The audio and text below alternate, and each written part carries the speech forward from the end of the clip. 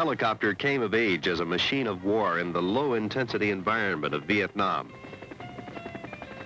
For many years, our orientation was exclusively toward a brush-fire, guerrilla-type conflict. This meant training for jungle flying against a threat of small arms fire from any given point. Both training and experience were geared to this low-intensity environment. The Army is now reorienting from a low-intensity to a mid to high-intensity environment. This will present unique challenges which the Army aviator has not faced in the recent past.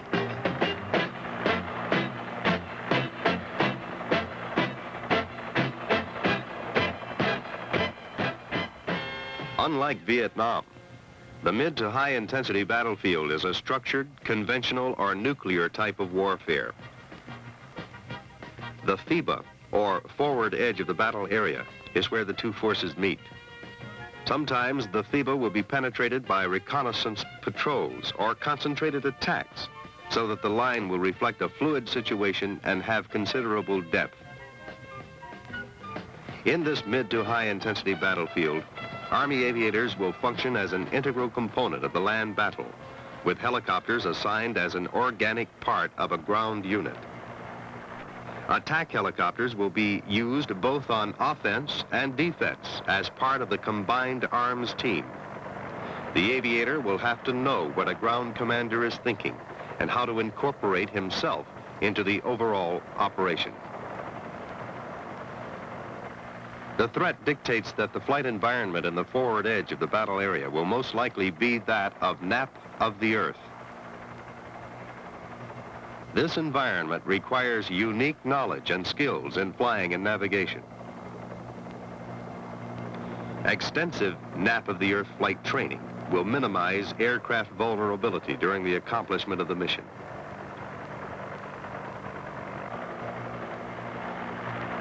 Nap of the earth differs from low-level flight. Low-level flight is flight characterized by a pre-selected flight path utilizing a constant airspeed and a constant altitude, which seeks to minimize detection or observation by terrain proximity. Nap of the earth flight is a technique to be employed on battlefields where sophisticated anti-aircraft weapons are present.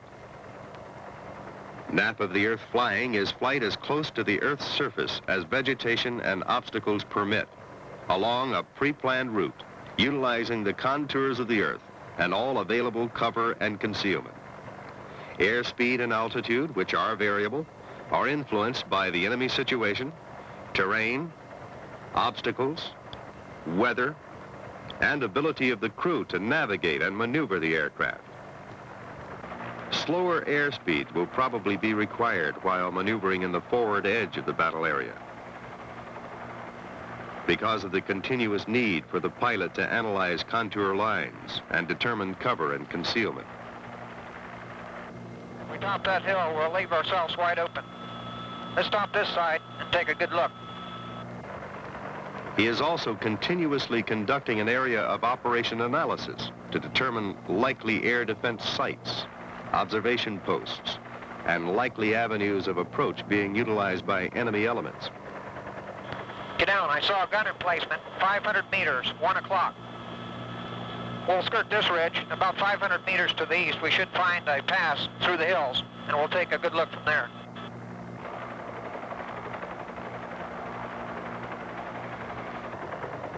NOE flight requires the aviator to habitually operate as close to the Earth's surface as vegetation and obstacles permit.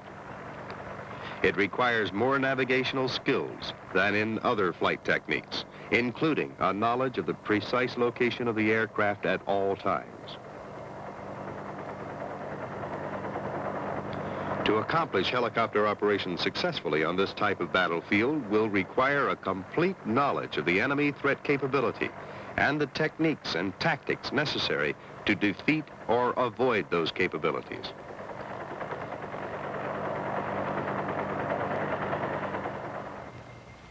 Airspace covered by the enemy threat reveals coverage from 20,000 feet and 20 miles, down to ground level, out to 6,000 meters. This area is covered by overlapping fires of small arms, light caliber anti-aircraft weapons, and air defense missiles. Within this area, enemy weapon systems have a very high probability of kill. Also, consideration must be given to friendly direct and indirect fires. Friendly fires, in some cases, can be more of a danger to our aircraft than enemy fire.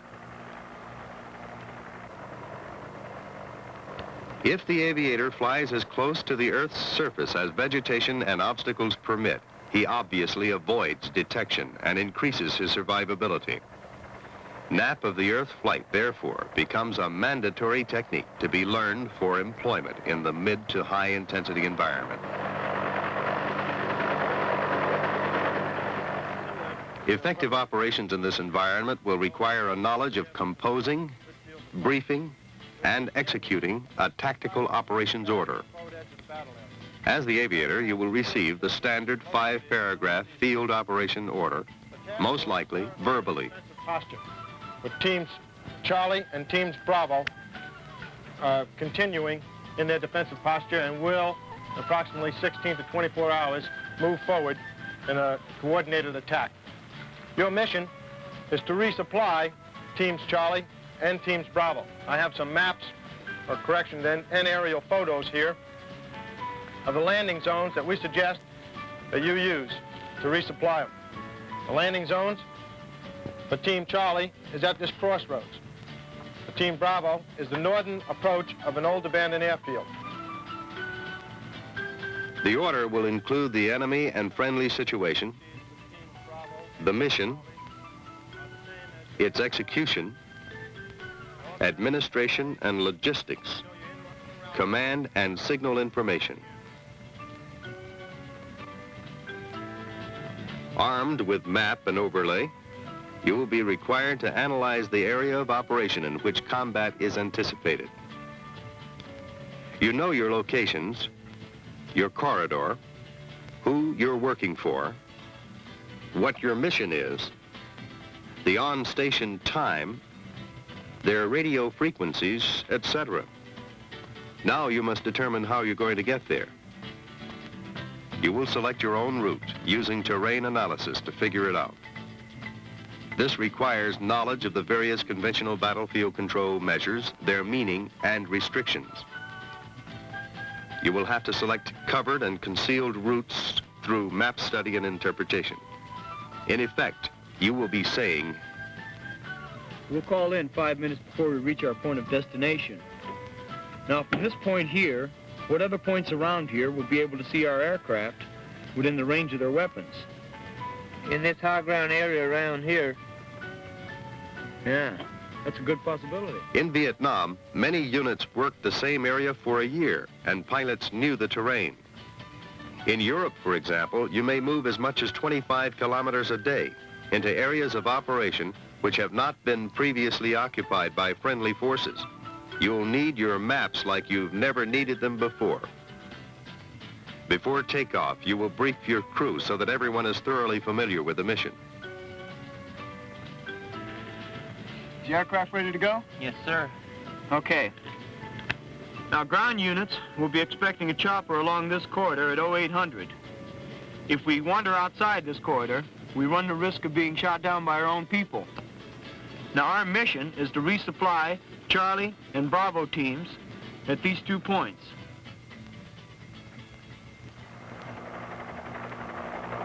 Throughout execution of the mission, accurate navigation within 100 meters must be maintained at all times.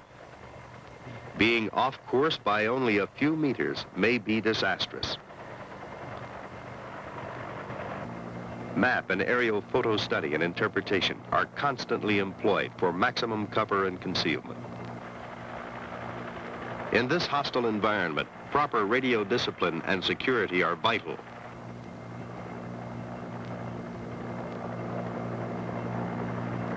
Action 6, this is Treetop 1, Cherry Red, 1-5 to Black Chair. This code has been extracted from the SOI, or Signal Operating Instructions. Translated, it means, I'm working for you today. I'm about 15 minutes out of your location to drop off your supplies. Obviously, this cannot be said openly because the radios are probably being monitored by the enemy. Even when using the KY-28 FM Secure, it is important to use proper radio procedures. This will prevent vital information from being transmitted to enemy ears. Do not underestimate the enemy's ability to monitor your radios. He does it as well as anyone else in the world. Treetop 1 volt action 6. We have local mortars firing on a 175-degree azimuth. We'll have personnel on the LZ to help unload. Winds are 360 degrees at 10 knots. There's an antenna 12 feet high located on the northeast side. The LZ slopes slightly to the south. We'll pop smoke. Over. The tactical situation may preclude landing into the wind. You will therefore be required to operate downwind. To determine the aircraft's capability to operate downwind, consult the performance charts in the operator's manual. This is extremely critical in mountainous terrain. Because a hover check indicates that you can take off at point A does not mean you can land downwind at point B, which may have a higher density altitude than your takeoff point.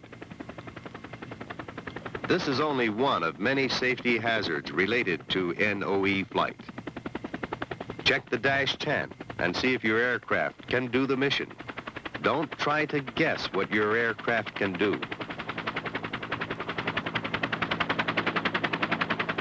Wire and tree strikes are a constant hazard in NOE flight. Pilots must keep their eyes actively scanning outside the cockpit. Let the navigator handle the instruments. Keep your head and eyes moving. This prevents you from fixing your sight at one point in front of the aircraft and not seeing near-range hazards. Always wear a visor for protection.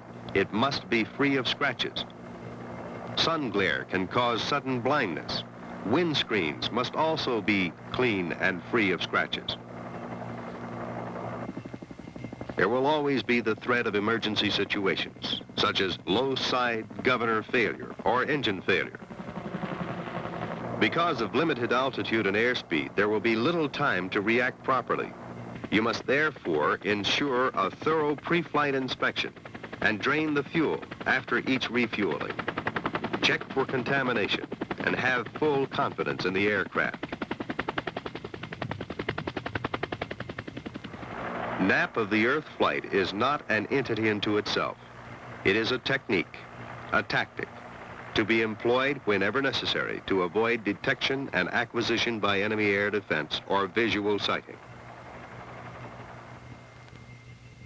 It must be taught along with the ground unit's organization, tactics, and the threat. The threat is a factor the aviator must analyze for himself in relation to his available information and the cognizance that it may not be complete. If the threat is such as to allow flight at other than NOE, he may make the decision to fly low level or contour.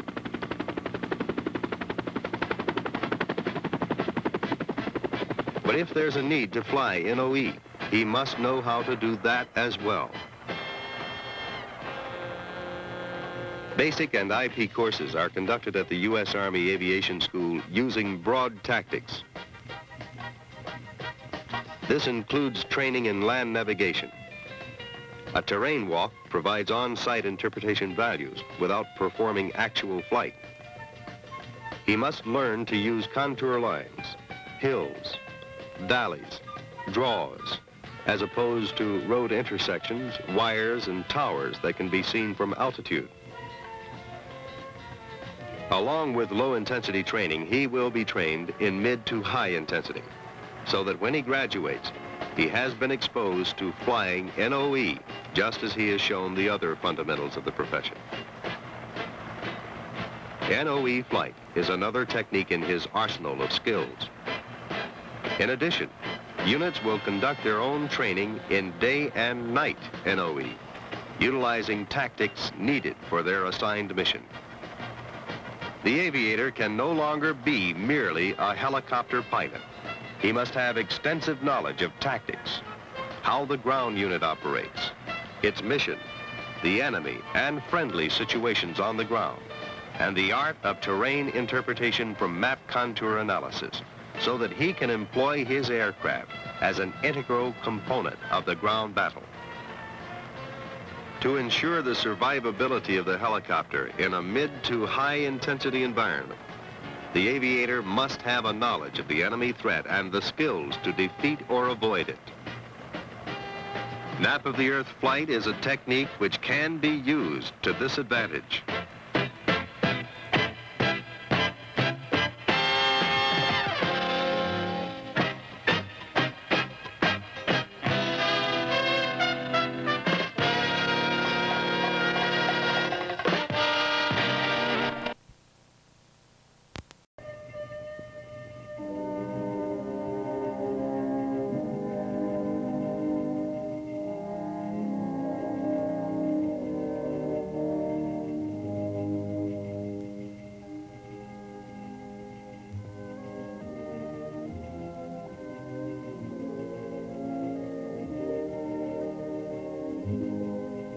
By direction of the President of the United States, under the provisions of an act of Congress, the Distinguished Service Cross is awarded to Warrant Officer Billy R. Jones for extraordinary heroism in connection with military operations involving an armed hostile force in the Republic of Vietnam.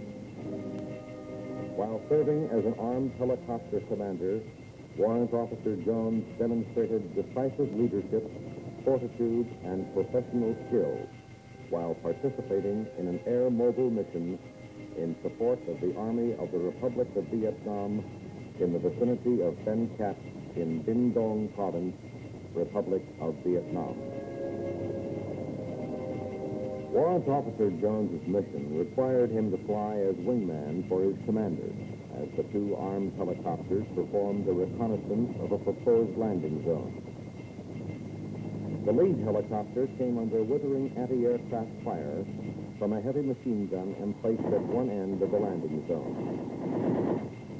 Warrant Officer Jones immediately placed highly accurate fire on the Viet Cong position.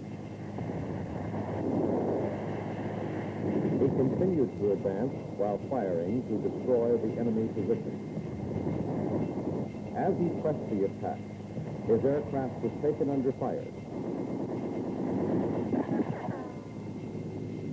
And as the co-pilot took over the controls, Warrant Officer Jones managed to fire his last rocket at the enemy position. His final act neutralized the anti-aircraft weapon and permitted the troop-carrying helicopters to land unchallenged. The extraordinary heroic courage and conspicuous gallantry of Warrant Officer Billy R. Jones are in the highest tradition of the United States Army and reflect great credit upon himself and the military service. Warrant Officer Jones was a capable aviator, but he did something wrong. He paid dearly for it. Though it's not fair to criticize the dead, if he had not made an error, he might not be dead. Perhaps you already know what his error was. Well, later we'll analyze his actions and determine where his mistake lay. Through all of the months of your flight training, your attention has been focused on how to fly and how to use your weapons effectively. Today we're going to discuss some tactical considerations which will increase your chances of surviving in combat. In a few short years, Army aviation has gained combat experience with armed helicopters. Plenty of it. On the subject of armed helicopter safety alone, we could literally write a book. The book we'd write would have many authors, some of them living, and others like Warrant Officer Jones, who gave their lives, writing their chapters. For a title, Cardinal Rules for Attack Helicopters is a little long, but it accurately describes the content. There would be 12 rules described and illustrated in the book, all of them of great importance to you. The first rule, avoid target overflight, may seem to be too simple. If you want to avoid being hit by the enemy, make yourself as distant and difficult to target as possible. That's an obvious fact. The further away you can stay and still do your job effectively, the more difficult it is for them to hit you. You're in danger of being hit anywhere there are enemy troops.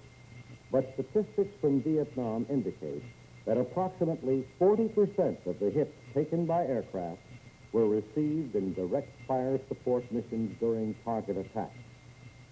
Obviously, the majority of hits were taken because pilots purposely approached within the maximum effective range of enemy weapons. I say purposely because, unfortunately, the only continually effective way to locate an enemy is to get him to shoot at you. Now, here are the two enemy weapons which have caused most of our hits. The 7.62 machine gun and the 12.7 machine gun.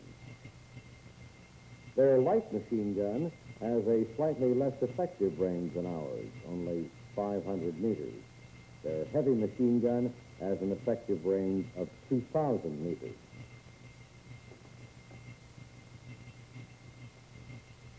Now, let's take a look at the weapons available to us and compare their ranges with the effective ranges of the enemy's weapons.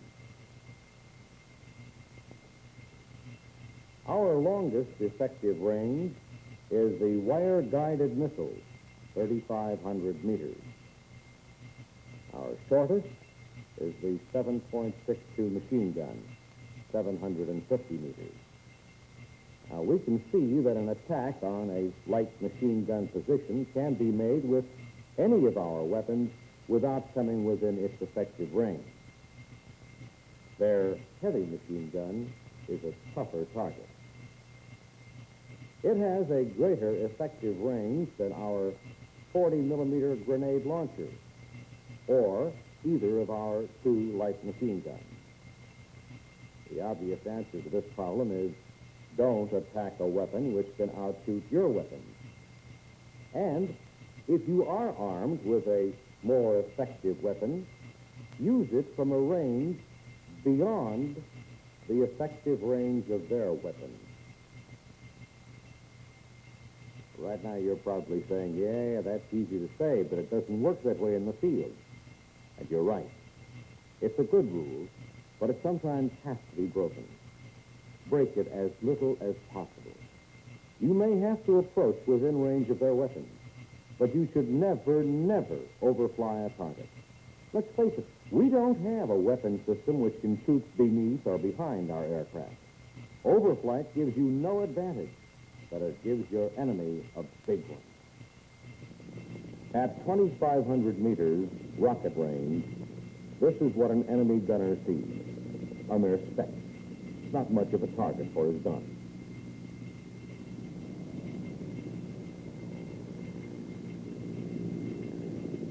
At 1,000 meters, you're a much better target for his heavy machine gun. But he will very likely hold his fire to keep you from zeroing in on him. If you keep boring straight in, he'll hold until you are almost directly overhead. He has a perfect target. The broad, exposed, defenseless underside of your helicopter. Your enemy isn't stupid or reckless. He's shrewd. He holds his fire until he has the advantage. He won't get the advantage if you present as elusive a target as possible. He wants you right overhead. So, remember rule number one.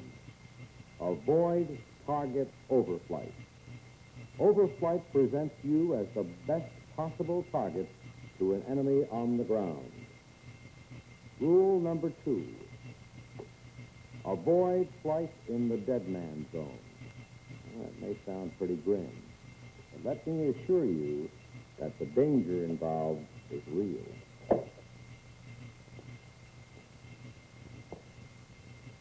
The so-called dead man zone extends in most cases from 50 to 1,000 feet above the ground. This airspace is dangerous because within it you are vulnerable to the enemy's most common weapons. The airspace between 50 and 500 feet is very dangerous. At this altitude, your relatively slow-flying aircraft can be hit by even fairly unskilled riflemen. Below 50 feet, your enemy has you in his field of fire for a much shorter time. His chances of a hit are decreased. In order to see just what you look like to an enemy gunner, let's see what you look like at various altitudes. This UH-1 is at 1,200 feet, flying at normal cruise. A fairly difficult target, right? Here's another at 750 feet. Considerably better target. Just right for a good man with an automatic gun.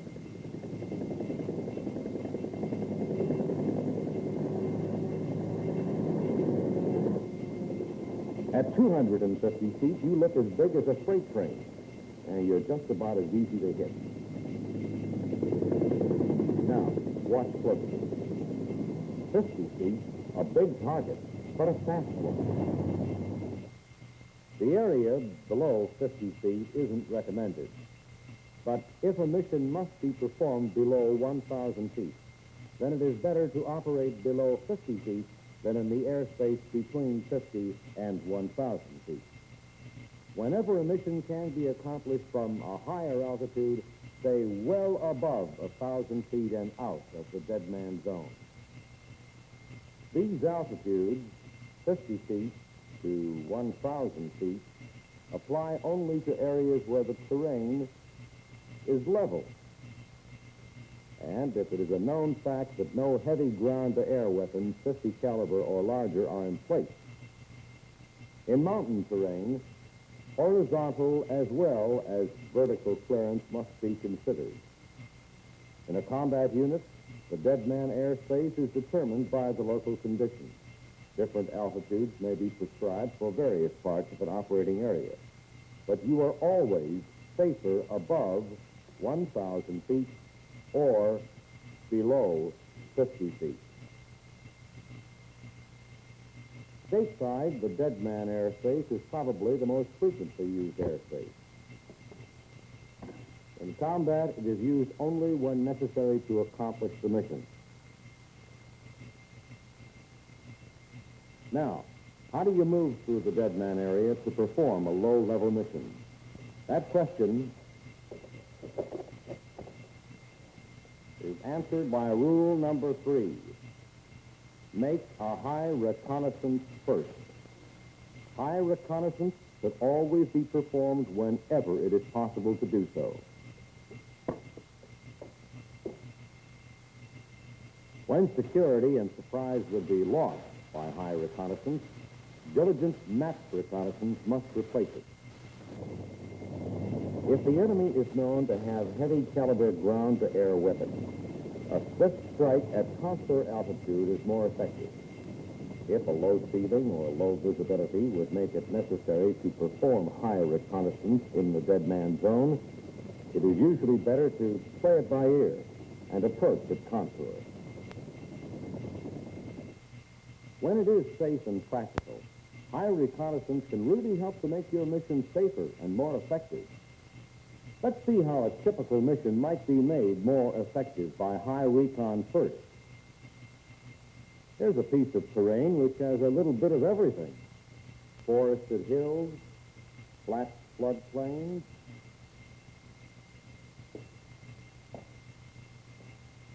and a river. Your mission is to reconnoiter the area to determine its suitability as a landing zone for an air-mobile operation. As you approach on high recon, you note that this higher, heavily wooded hill would be a very likely place for a hostile strong point defending the river. A lower hill does not provide as commanding a view of the river. You form your plan for low recon while well above the dead man zone. You will descend through the dead man zone on the far side of this low hill from the suspected area. In this case, it is better to descend over wooded rather than clear areas. The trees interfere with enemy observation. At contour altitude, you put your plan into effect immediately. Hugging the contour, you move out across the plain, apparently away from the possible strong point and the proposed LZ. You do not draw a fire. So, you turn abruptly and proceed in, constantly alert for enemy fire. At contour, along the shoulder of the hill, you will have a good view of the proposed LZ. Moving around the commanding hill, you search for signs of enemy activity, but find none. Crossing the river, you have a good look at the LZ from another direction. Finally, you return to your point of descent and climb out quickly through the dead man zone. Now, what did high reconnaissance achieve for you? It gave you an opportunity, while safe from small arms fire, to spot the potential danger areas and plan a route for examining them while on low reconnaissance. On high reconnaissance, you could calmly analyze the terrain with respect to possible enemy observation and fields of fire. Finally, high recon helps you to determine the best terrain over which to move through the dead man zone safely. High reconnaissance improves your chances of swift, safe, and thorough low reconnaissance. Our next rule is one you should be quite familiar with. Avoid flying the 180-degree wing position.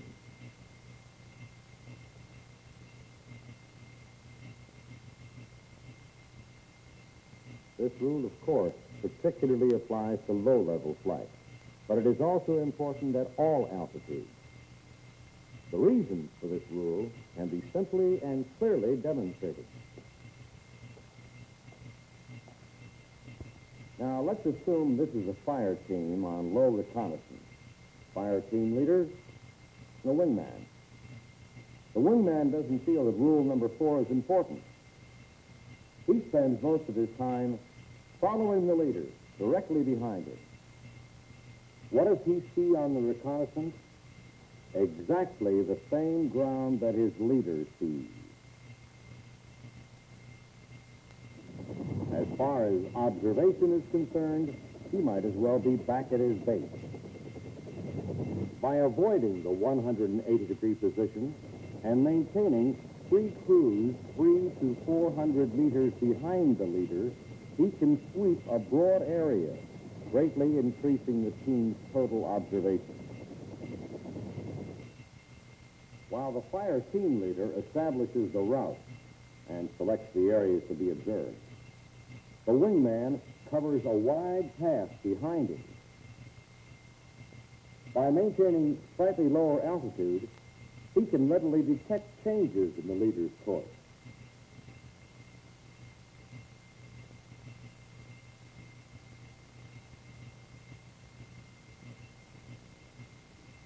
There's another good reason for not playing follow the leader. Suppose you were flying contour and came upon a hostile strong point. Since the two aircraft follow essentially the same ground track, both are vulnerable to fire directed at one of them.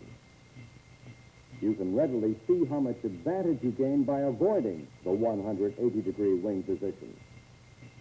Two targets are now presented to hostile fire, greatly reducing the enemy's chance for a successful hit.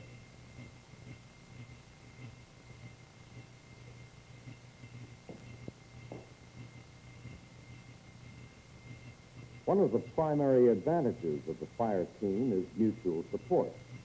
Don't throw away the advantage by playing follow the leader.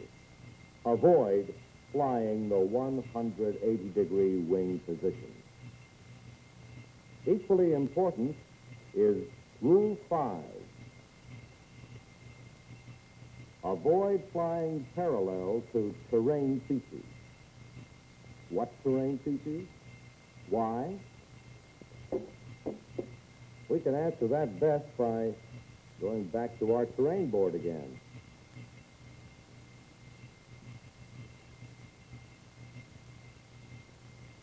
We have several potentially dangerous terrain features here.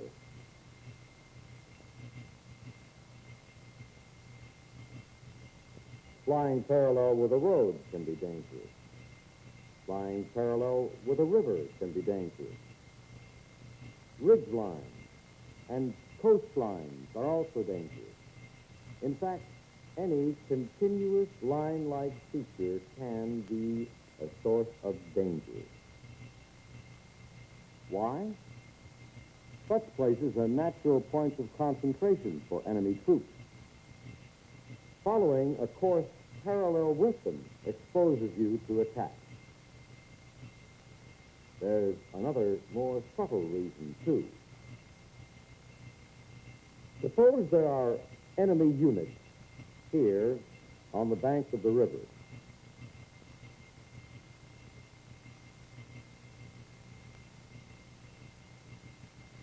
They hear your helicopters, then see you coming toward them parallel with the river. A moment's observation tells them you will shortly pass right over their heads. Do they panic and run? No, you're big game, a real prize. They conceal themselves, get their weapons ready, hold their fire until you're right overhead, and let you have it. With a little luck, they've bagged a Huey. Maybe two. By flying parallel with a terrain feature, you telegraph your intended course. If your mission requires following a river, do it in long series of turns of unequal length. Don't let an enemy know exactly where you will be at a particular time and what direction you'll approach from. Tree lines are perhaps the most dangerous terrain features in a combat zone. Reconnoitering them safely requires proper technique. The edge of a heavily wooded area is a natural location for enemy strong points. Their field of fire commands the open area. If they are forced to retreat, they can withdraw into the forest. So, first, let's see how not to reconnoiter a tree line. Flying outside the tree line not only puts you in an established field of fire, it's also almost impossible to see anything. The enemy will be well hidden from the direction of the open area. Tree lines and similar features should be reconnoitered from about 50 meters inside the tree line. You are not anticipated on this side, and you can see the less concealed rear of enemy positions. Avoid flying parallel to terrain features can be boiled down to don't expose yourself broadside to enemy fire. Your best firepower capability is forward. Maneuver to keep your weapons oriented toward suspect areas. Next is a rule which will really keep you out of trouble. Always assume that the area is hot. There are dozens of war stories which prove that no area can be considered completely safe and secure. For example, aircraft approaching for a landing at their home base have been hit.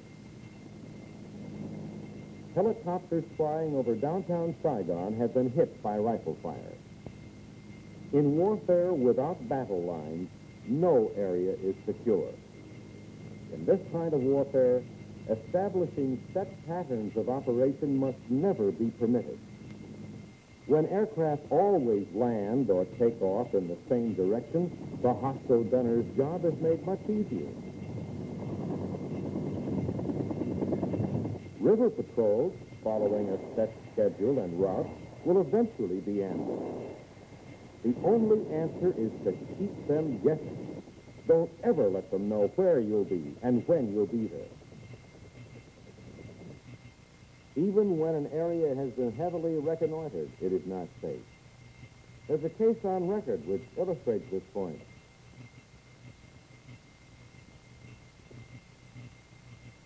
This location in the Delta area of Vietnam was to be used in a large air mobile operation. There were 3 landing zones: Alpha, Bravo, and Charlie, situated around a small but densely wooded area. The surrounding area was almost entirely clear. At daybreak, a considerable force of armed helicopters combed the area. They paid particular attention to this island of trees and dense vegetation between the LZ. They fired barrage after barrage of rockets into it and crisscrossed it with machine gun fire. No sign of life, no return fire. Next, one of the fire teams inspected a smaller, less dense island of trees about 2 miles away, while the other aircraft moved out to refuel and rearm. As the remaining fire team completed their mission, they passed over the area which had just been saturated with fire. Automatic weapon and light arms fire opened up on both aircraft. There was enough fight left in this supposedly secure area to kill a door gunner, injure a pilot, and put 2 gunships out of action for several days. No area is secure.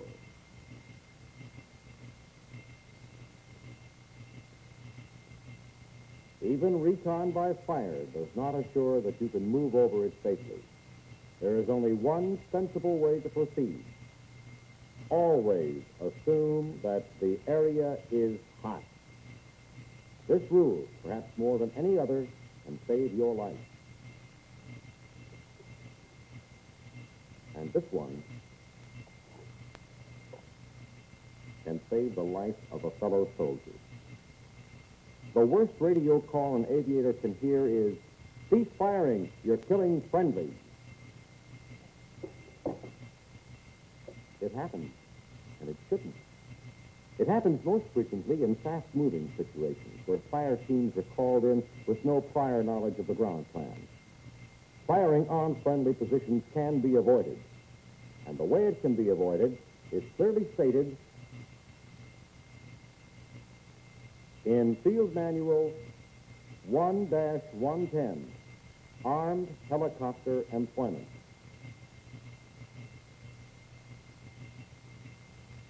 Let's read Chapter 3, Paragraph 17B. This is official doctrine. You are morally bound to comply with its intent. Let's check the key points. Note that it states, all personnel must know the location of friendly forces in the area. As an aircraft commander, it is your responsibility to see to it that everyone, including door gunners, crew chiefs, and observers, have full information and understand this. Why is this mandatory? Because this assures the safety of friendly ground forces from armed helicopter fire. And the final sentence is perhaps the most important. Lines of contact must be identified at all times by audio or visual means. There are no exceptions. You should not even return fire from the ground until friendly forces are located. Friendly and enemy troops are so often intermingled with no definite battle lines that hasty return of fire can cover areas occupied by our own men. Don't let overenthusiasm run away with you or your crew. Don't fire until friendly troops are positively located. Why not fire over the heads of friendly troops? That can't possibly hurt them. As a matter of fact, it can hurt them. And it can hurt you. It is usually the worst possible direction for a firing run. We'll establish a situation to demonstrate why this is true.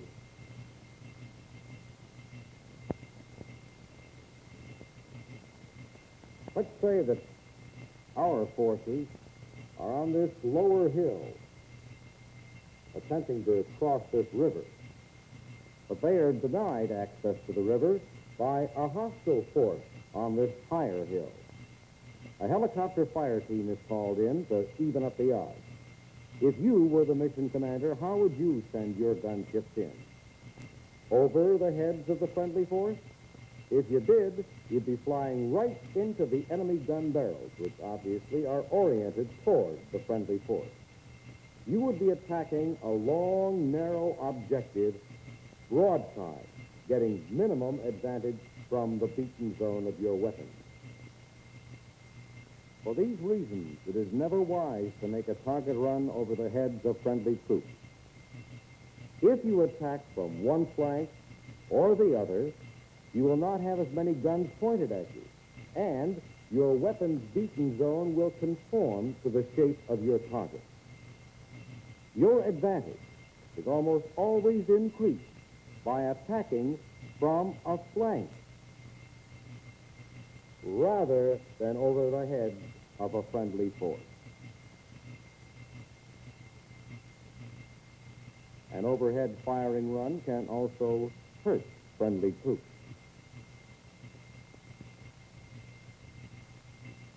It is unlikely that ground troops will anticipate your action. When you roar in close over their heads, blasting machine guns and rockets and dropping brass and rocket caps, they'll be startled. Green, inexperienced troops have panicked and run under these conditions, exposing themselves to fire aimed at you. Perhaps we should have worded Rule 8, don't fire over the heads of friendly troops.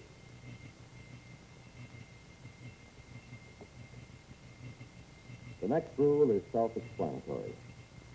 Conserve ordnance and use it wisely.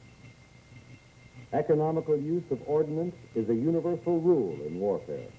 In attack helicopter warfare, it is particularly important. A gunship can only carry a fairly limited load of ammunition. When the load has been expended, the aircraft is useless to the commander. Always consider your mission before expending any ammo. Will firing on a particular target further your mission? If it won't, then pass up the target. Are you there to destroy or neutralize? Don't use the rounds required to destroy when neutralization is all that is required. Should you fire your last few bursts, or save them for an opportunity, or emergency on the way home? If your fire team partner was downed on the return trip, how could you protect him until help came? The most common and best technique is to designate a certain percentage of the ammunition load which will not be used without the permission of the mission leader. But even if this is not a standing rule in your outfit, work out your own procedures to conserve ordnance and use it wisely. And now we come to a rule which might be called the key to success. Know the situation. Some men always seem to be well informed. Others have a barely satisfactory concept of the situation. If you are one of the latter group, you may wonder how the other well-informed men get that way. Not a secret. They work at it. They check the situation frequently enough to assure that they are current at all times. They review intelligence reports so they are familiar with all available information for their operational area. And when these men, who are habitually well-informed, are new in a unit, they work especially hard at it. I sure appreciate you taking the time to clue me in. I know how it is when you're new in an outfit. Everything seems very confusing at first. This is that operational area I was talking about before. It extends from this river here, right along the edge of the mountains here. Now, that doesn't mean we never operate outside the area. Whenever other aviation units need cooperation, we give it to them. We give them the support. Now, let's see how you orient here. That's fine. We got it. An aviator in a combat unit must work at keeping informed. When you're new in a unit, there'll be briefings and special instructions. But you will progress much more quickly if you take the initiative, ask questions, study situation maps, read intelligence reports, attend briefings and debriefings even when you're not involved in the mission. That completes the formal briefing. Your individual briefing of your crews must be complete and detailed. Place emphasis on the fact that this is a raid, and all possible means must be used to conceal our intentions. Are there any questions? Does that mean we won't return any ground fire en route? Right. All grounds must be saved for your assigned target. All personnel involved must be made aware of that. That's the completion of the briefing, gentlemen. Thank you very much. When instructions, plans, or orders are not completely clear to you, ask questions. Nothing should be vague in your mind. Don't hope for the best. Work for it. The next rule we'll examine is closely related to Rule 10, Know the Situation, which means that it is your responsibility to be well informed. But this next rule gives you another responsibility. Brief every man in your command. Many missions have been fouled up. Many friendlies have been fired on because this rule was not observed. In ground operations, the commander can sometimes get by without every man in his command thoroughly understanding the situation. But in aviation, this is impossible. Situations are too complex. Things move too quickly. Frequently, there is very little time for pre-mission briefing and discussion with crews. But sufficient time must be found to assure that every man knows what you are going to do, how you're going to do it, and what is expected of him. Apparently the situation hasn't changed very much since yesterday. There's a good likelihood we'll get some ground fire. Right here, near the river. They'll probably be expecting it. Should I return their ground fire? No, not on the way in. Well, what about on the way home? Give it to them. Yes, sir.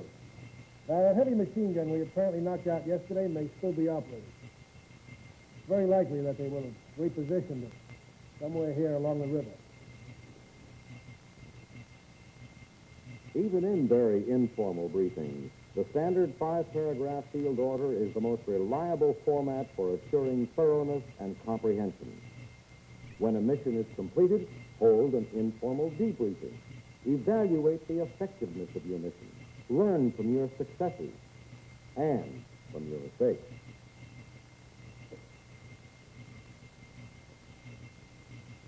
The final rule is perhaps more important than all the others.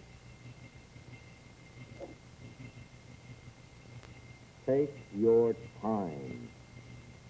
Failure to take sufficient time to properly size up a situation and form a plan has killed many aviators.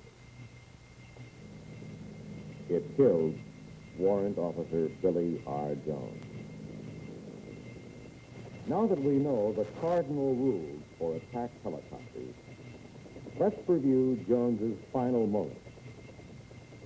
He was wingman in his fire team, flying reconnaissance on a proposed LZ.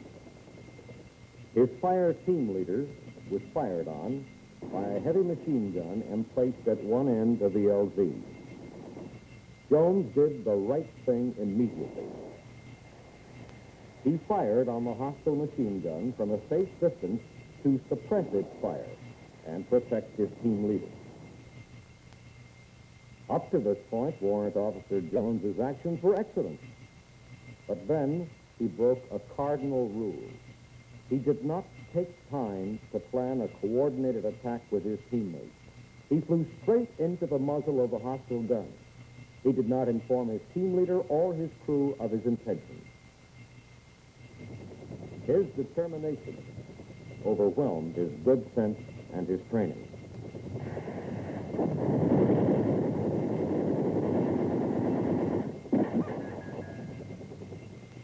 He did not think of rules or orders or unit SOPs. paid dearly. Warrant Officer Jones's action was heroic, and it was courageous. But here's the lesson we learned from him.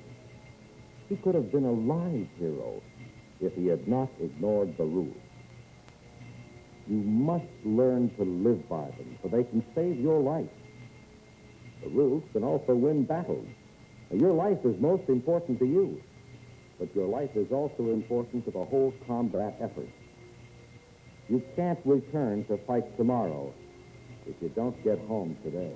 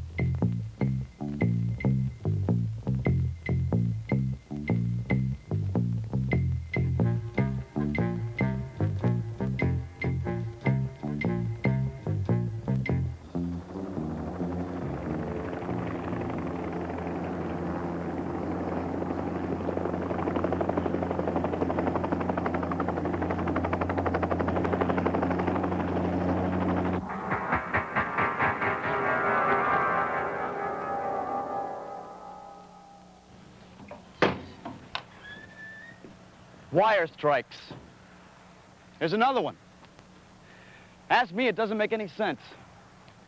Pilots who should know better, no, who do know better, are going out and running into wires needlessly.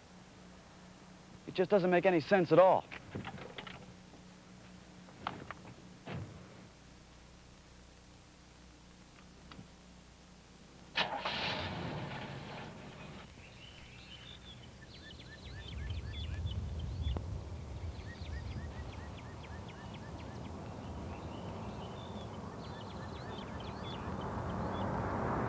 We just had another one. It's really dumb.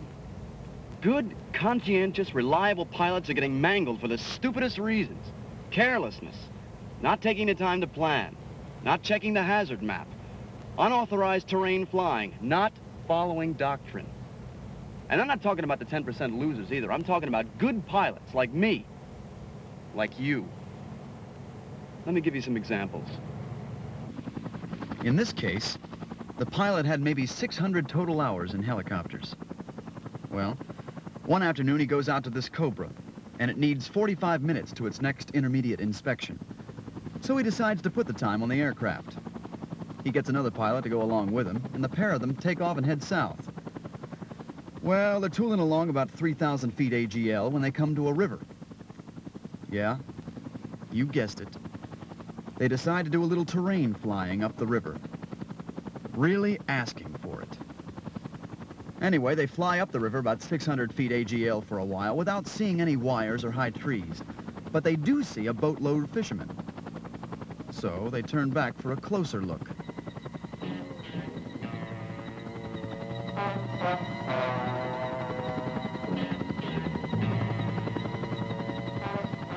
Naturally, they drop down some more to about 80 feet, eventually doing about 60 to 70 knots. Result, 2 dead pilots and a destroyed Cobra. All because of a lack of flight discipline. Think about it. The flight was unauthorized. He didn't do any flight planning. He didn't check the hazard map for his route. He was flying down a river where you know there are bound to be some wires sooner or later. And he didn't even bother to slow down. 60 knots. Incredible. The lower you go, the slower you go. Everybody knows that. Speed is the killer. All right. This next one is another case of unauthorized terrain flight. And again, a couple of high-time, very experienced pilots. There was a training exercise underway. A couple of Hueys are on the way back from a troop insertion. Now, they've done all their homework like they should. No problem there. But then the guy in the trail position, he decides, I don't know, maybe they figure it's just a waste of time flying a straight line home. So they decide to fly contour, thinking that way the enemy TAC aircraft won't pick them up. Now, of course, there aren't any enemy aircraft in this particular exercise, and these guys didn't brief terrain flight, they didn't plan terrain flight. Now, it's a basic rule of terrain flight.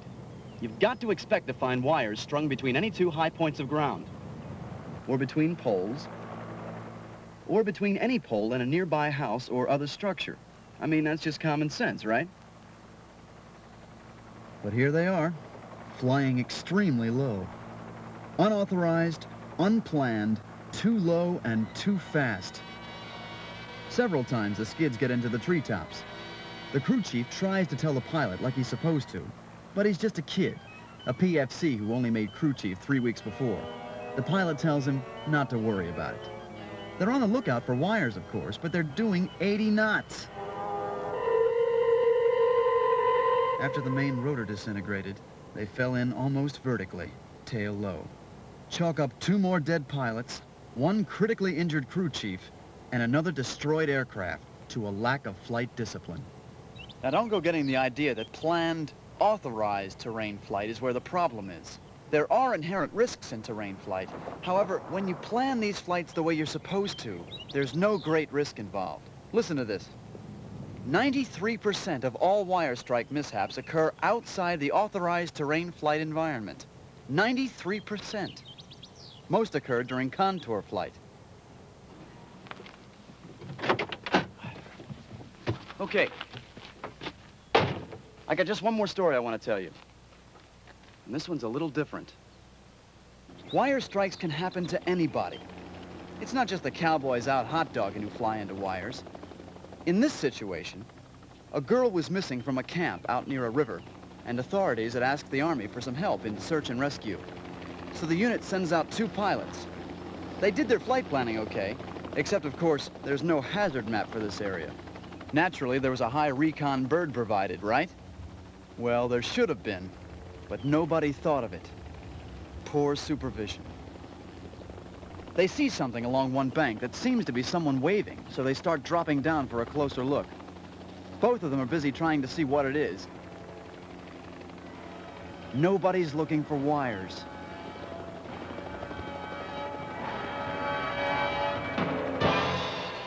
In this case, the 3 crew members were lucky to get out with only major injuries. When you're flying low, you've got to do it with 2 pilots, or a pilot and a trained observer qualified in terrain flight. And one of them has got to be looking for wires at every moment. Okay. What do these stories teach? Well, let me ask you. Let's see if you can name 3 lessons from these cases that I've already pointed out. Go ahead. Think about it for a minute and say them to yourself. Okay. One of them is, when you go low, go slow. Speed is the big killer in wire strikes. Another one is, don't go around hot dogging on unauthorized terrain flights. If you're not on an authorized terrain flight mission, don't fly at low altitude. And before any terrain flight, do your flight planning. Study that hazard map. Know where the wires are. And some others, too. Make sure you've got 2 pairs of eyes in that cockpit if you're going to be going low. And remember, wire strikes can happen to anybody, but they don't have to happen. You and I, we're the ones who can keep them from happening.